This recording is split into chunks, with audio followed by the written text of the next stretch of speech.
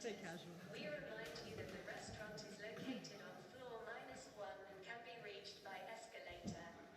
I just need to remember the pronunciation of this. Do you need a hand quickly?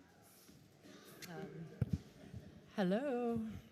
I apologize. We've been having technical problems. Thank you to the guys in the back for working it out. Woo!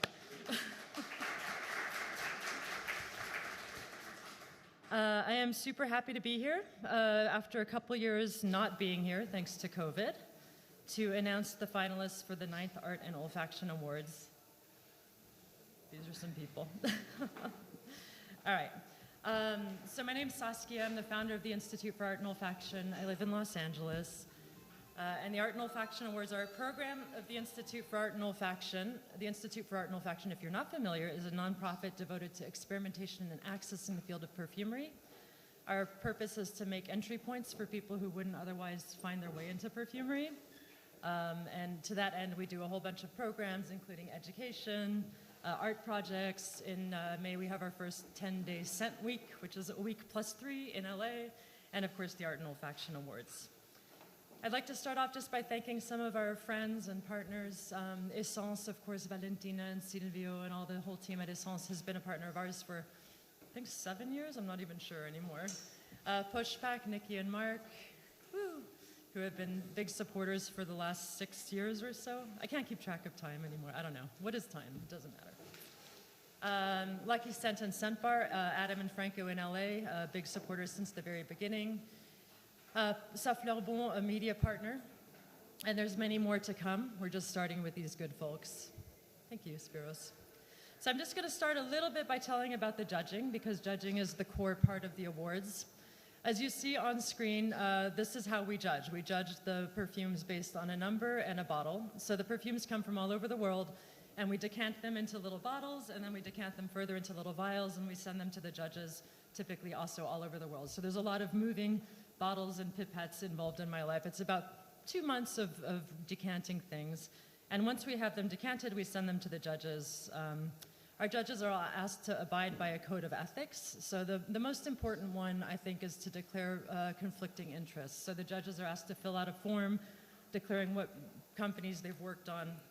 And if we know that they've worked on a company, we obviously don't send them the perfume. So there's a rather strict code of ethics there. The judging is this year for the artisan and independent categories you can see on screen. I won't read them all out loud, but we have here Chi and Spiros, who were judges. And then in the Sadakichi Award, we have a smaller team of artists, mostly artists and perfumers. And in the Aftel Award, we have a special team of people who are picked by Mandy Aftel to judge that award. Sorry, we've been dealing with technology in the back, so I'm a little shaky, so I'm just going to shake it off. We're going to do this. So actually, I wanted to take a moment to ask Spiros to talk about the judging process, since he is a judge. Spiros? Yeah, thank you. I mean, the judging, it's really an experience. You get to smell quite a few scents, and then of course there's you want to be as objective and also as fair as possible. So I have to set apart my personal preferences and really try to give everybody a fair chance to evaluate what is objectively good, not necessarily to my taste, but to objectively.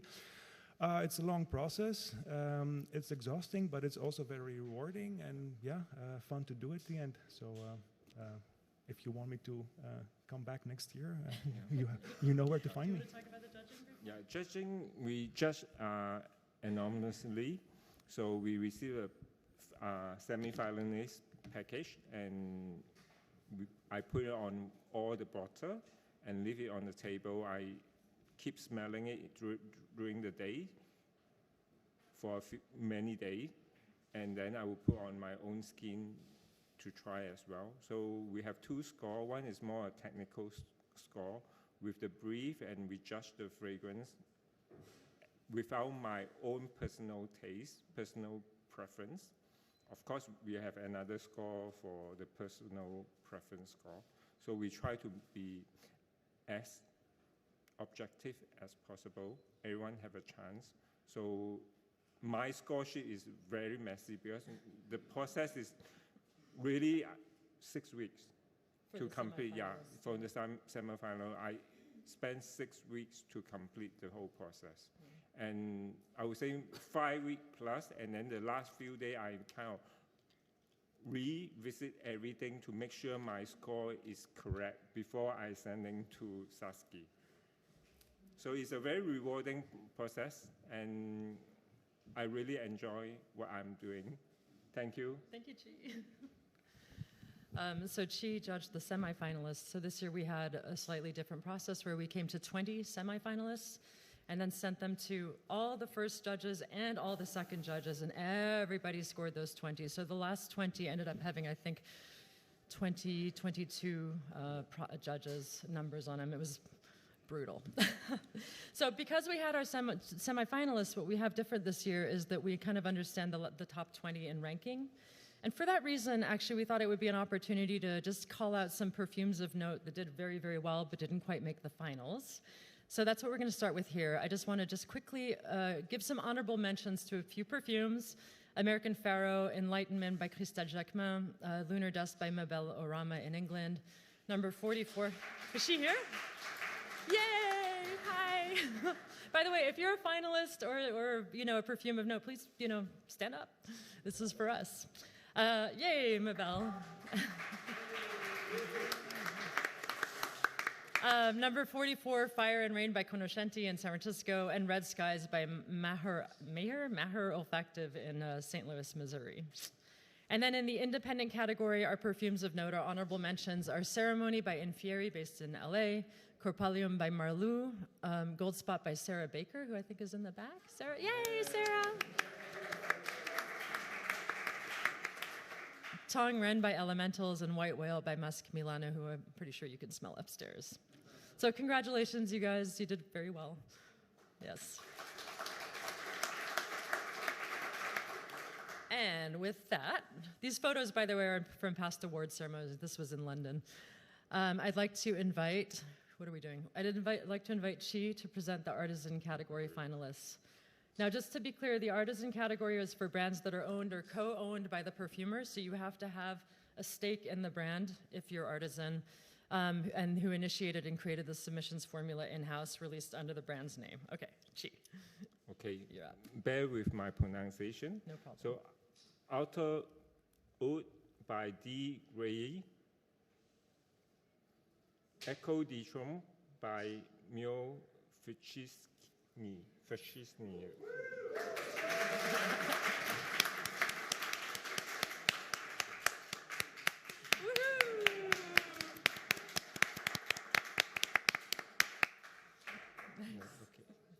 Filament by Nosy People Society. Garden Hope by Sema.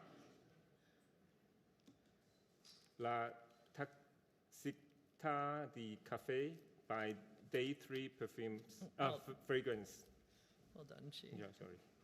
Osmanta Foro by Nashima.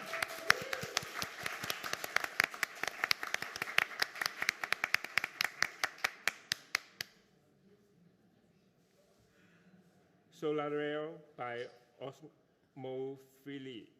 Philo. Osmofolia. Philo.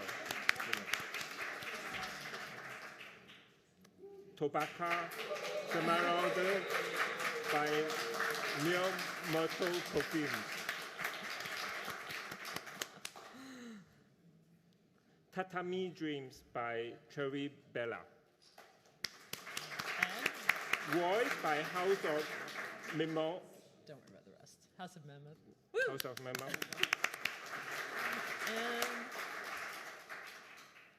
And that's it. Congratulations. For all the finalists, please stand up. Let me take a photo of you.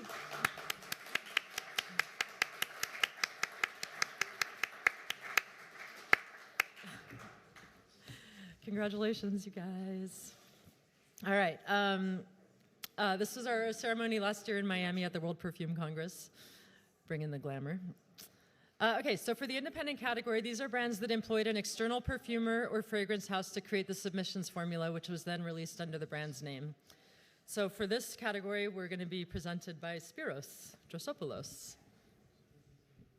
All right. So, first finalist, Animal Cafe by Extra Virgo.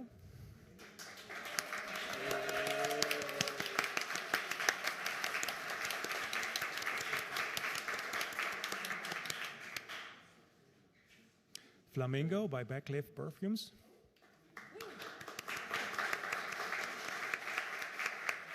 Voegschoot by Baudet Studios.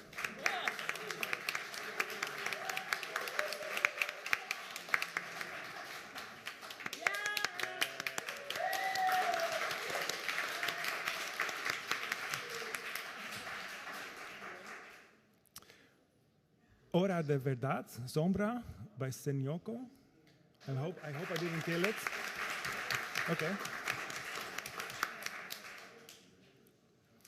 Hierofante by Parfums Cortana. Are you there? Ah, great.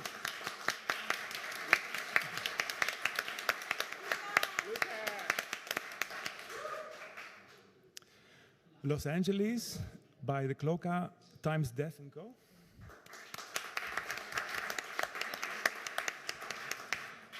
Manza by Here You Need to Help Me, Pernod. Yeah. Pernod, yeah. Room Number by Perfume Head.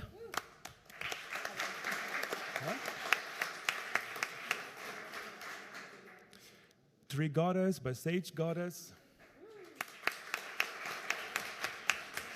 Wind Blows by Kuhao.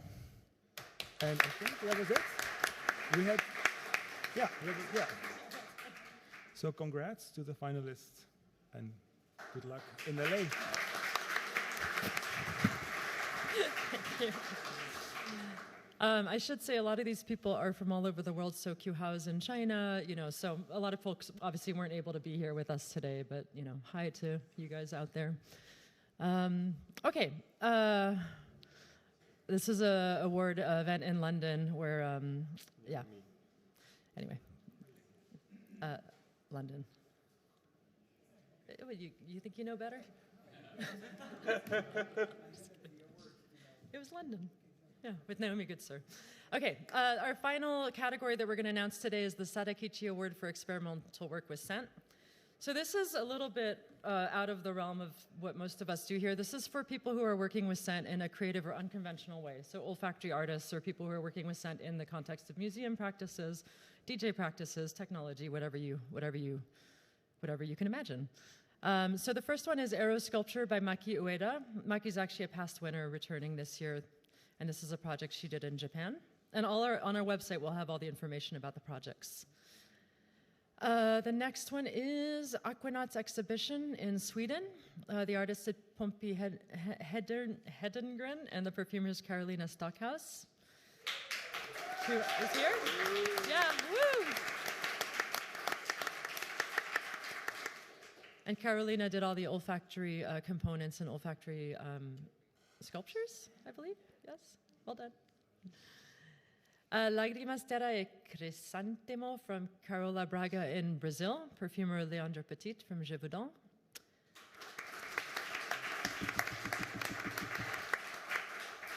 Negroid, a project by Rhea Dillon, an artist in London who is worth paying attention to.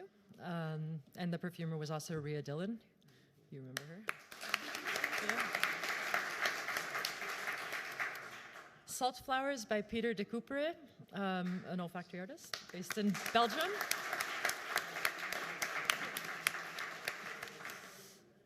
And Scent Clock, I can't pronounce that word. Spiros? Copernicer. There we go. By Patrick Palsik in Germany. I think that's it. And so in addition to these, and I promise we're almost finished, we can go have coffees, but in addition to these awards, we hand out 3 discretionary awards. The first is the Aftel Award for Handmade Perfume, which is, so what happens is the top 10 best scorers in the artisan category are sent to a secondary jury made of Mandy Aftel and the 2 people I mentioned earlier, and they judge this anonymously to bestow a secondary award on these finalists. And these are for perfumes that are handmade artisan in the old sense of the word, you know, centuries ago, where every aspect of it is handmade. The bottles are handmade, everything, not the bottles themselves, but the labels are handmade, everything's done by hand. So we'll announce the winner at the event in May. The Contribution to Scent Culture Award is given to one outstanding person who made significant contributions to global public awareness of artisan, independent, and experimental work with scent. Again, we'll announce this in May. And then the last discretionary award is the Septimus Pièce Visionary Award, named after, I'm sure you're all familiar, Septimus Pièce. And this is given to an outstanding person showing proof of exceptional vision with perfumery. And so again, this will be announced in May. And I think that's it. So the winners are going to be announced on May 11th in LA. If you happen to be in LA, please come. It's wide open, super accessible. If you're not, we'll definitely let you know who the winners are after.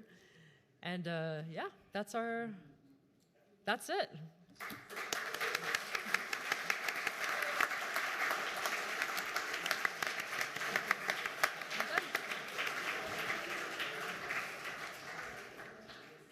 If anybody has any questions, happy to answer. If not, go have a coffee and enjoy your day.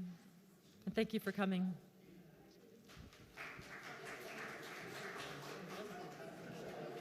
Of course.